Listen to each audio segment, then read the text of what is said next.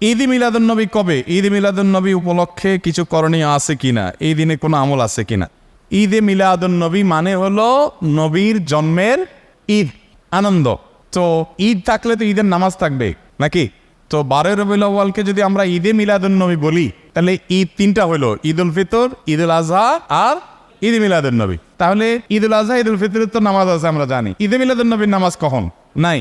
তো বোঝা গেল যে আসলে ঈদে মিলাদুন্নবীর নামে কোনো ইবাদতের উপলক্ষ, কোনো অকেশন ইসলামের শরীয়তে কোথাও নাই।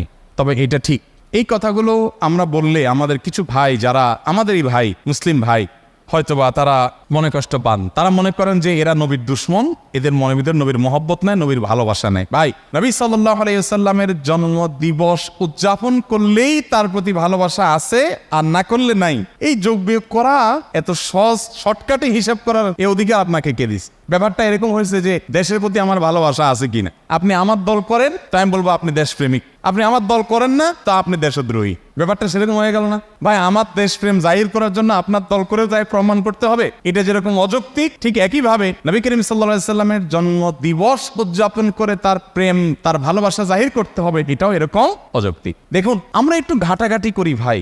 আজকাল তো আলহামদুলিল্লাহ অনেক সহজ হয়ে গেছে। আপনি একটু অনলাইনে একটু সার্চ দেন, জন্মদিবসের জন্ম কবে, জন্মদিবস উদযাপনের জন্ম কবে। পৃথিবীতে জন্মদিবস উদযাপনের এই কালচার, এটারও তো জন্ম হয়েছে নাকি? নাকি আদম আলাইহিস সালাম থেকে শুরু হয়েছে? এটাও তো শুরু হয়েছে। একটু ঘাটাঘাটি করে দেখেন, আপনি অবাক হবেন।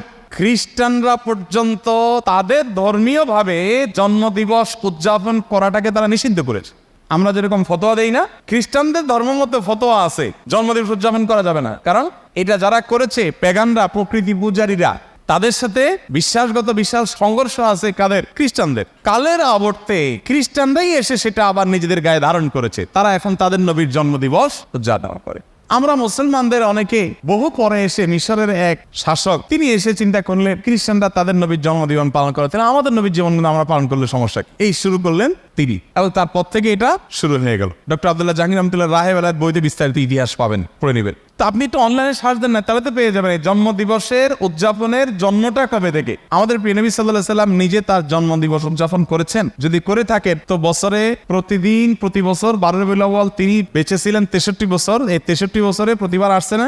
উনি ওনার জন্মদিবস উপলক্ষে এই যে র্যালি বের করা, জশ্নে জুলুস করা বা যাই করি আমরা, উনি কিছু করছেন কিনা? উনি নিজের ওই যে কি একটা কথা আছে না, যার বিয়ে তার কবর নাই, পাড়াপড়শি, ওনার নিজের জন্মদিবস উনি উদযাপন করলেন না। ওনার 4 খলিফার কেউ করলেন না, কোন সাহাবী করলেন না। আমরা মহব্বত জাহির করার জন্য ওনার জন্মদিন উদযাপন করি। ব্যাপারটা কেমন হয়ে গেল? আল্লাহ আমাদের ভাইদেরকে সঠিকটা বোঝার তৌফিক দান করুন।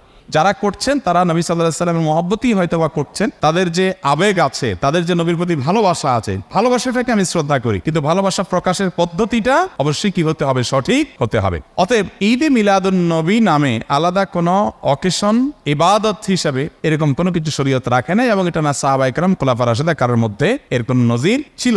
বরং উল্টা, এটা অন্য ধর্মাবলম্বীদের সংস্কৃতি হওয়ার কারণে আমাদের সেটা বর্জন করা উচিত।